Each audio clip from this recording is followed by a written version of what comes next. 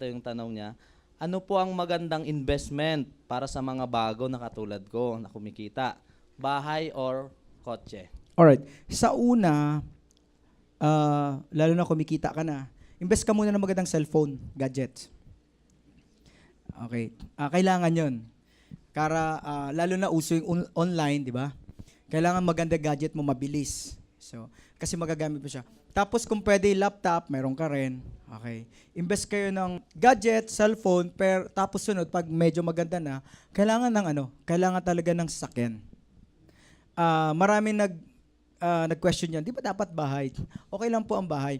Kaya lang, di ba, itong negosyo natin ito, parang nagmo-motivate tayo dito, nag-i-inspire tayo dito, di ba, nagte-testimonial tayo. Mahirap ipakita yung bahay mo at lupa mo, dadali mo sa bawat lugar. Teka lang ito bahay ko, binili ko yan, di ba?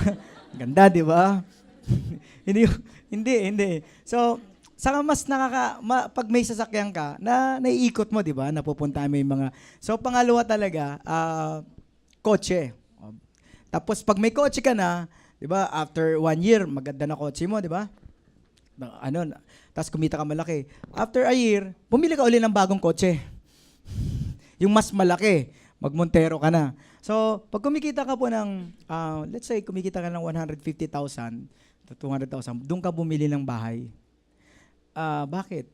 Ano po kasi yan experience namin yan. Nung kumikita pa lang kami ng mga 100,000, gano'n, to 150, bumili kami bahay. Diba? May kotse naman, bumili bahay. Kaya lang pala, ito ang totoo, pag lumalaki pa lang kita mo, tumataas ang taste mo. Nangyayari hindi? Totoo pala yun. Nung bumili ako ng bahay, nakabili ako ng bahay sa Santa Rosa, mga 2.3, gano'n. Nung kumikita na ng mga nasa 300 na, parang ang tingin ko dun sa bahay ko, parang pangit na.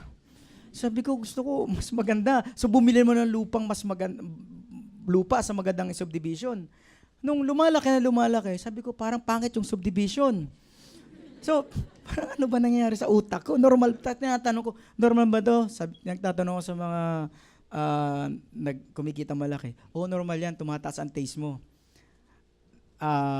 Pag kumita ka pa ng milyon, mas tataas ang taste mo. Tama po. So, huwag mong madaliin kasi lalo na alam mo, kikita ka malaki, di ba?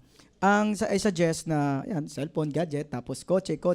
Pag mga nasa 200,000, bumili ka ng bahay. Doon ka lang bibili ng bahay. Talaga, oo. So, para yung mabibili yung bahay, mga mababa na ang 5 million.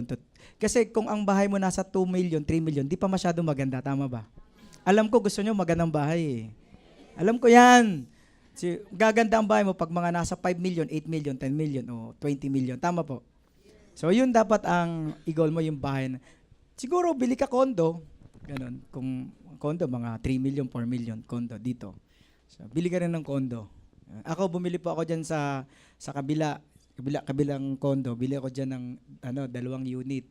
So, ngayon, habang lumalaki, tingin ko naman doon, pangit na.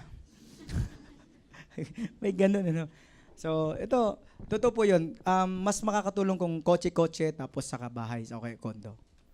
Okay po? Huwag mo madalin yung kotse, yung bahay. Pwede ka magrenta.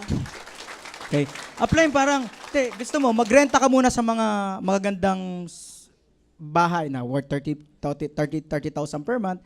Maganda na yun, renta ka lang muna habang nagpapalaki ka ng kita. Tama po. Yung 30,000 na renta ng bahay, maganda ng bahay yun. So, saka po, tumataas talaga ang taste mo. Pag may napuntahan ka, iba na naman taste mo. Pag pinuntahan mo, iba talaga. Maganda ikutin mo yung mga gandang subdivision, doon ka muna magrenta. Renta ka lang muna doon. Renta lang muna. Tapos final, pag malaki na ang savings mo, patayo ka ng mansion mo. Tama po? So...